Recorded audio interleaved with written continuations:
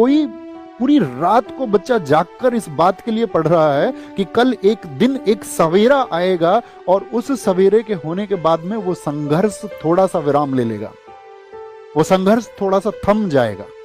लेकिन जब उसके पास ये खबरें पहुंचती हैं तो उसका विश्वास टूटता है, उसका रातों को जाग कर के जो मेहनत करना था वो एकदम से खत्म हो जाता है और वह इस सिस्टम के सामने हार मान लेता है।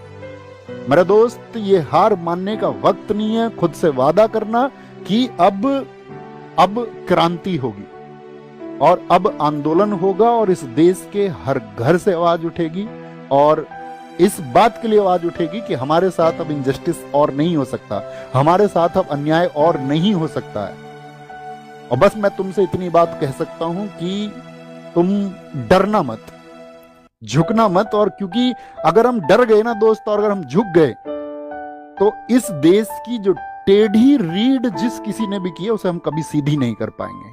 और ये छात्र वर्ग, ये जवान वर्ग जो इस देश की नेताओं के द्वारा जो या सिस्टम के द्वारा या खराब अधिकारियों के द्वारा, भ्रष्ट अधिकारियों के द्वारा जो टेढ़ी रीढ़ की जा रही है उसको हम सीधा करेंगे और मिलकर करेंगे। मैं व्यक्तिगत तौर पे कहूं कि मेरा जीवन तुम सबकी वजह से है। अगर अपना जीवन भी कुर्बान करना पड़ेगा इस व्यवस्था में बदलाव करने के लिए तो हम कर देंगे और बेझिझक कर देंगे, बिना किसी संकोच के, बिना डरे, बिना झुके कर देंगे।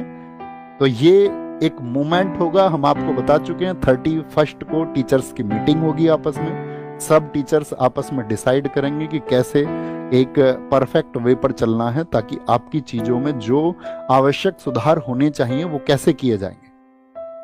और अगर उन सब चीजों को कंसीडर नहीं किया जाता है तो ये सिर्फ एक प्रोटेस्ट नहीं, ये भविष्य बचाने का आंदोलन होगा, इस प्रशासन को जगाने का आंदोलन होगा और उस हर एक युवा आवाज को संगठित होना होगा जो इस खराब सिस्टम के खिलाफ में लड़ना चाहती है।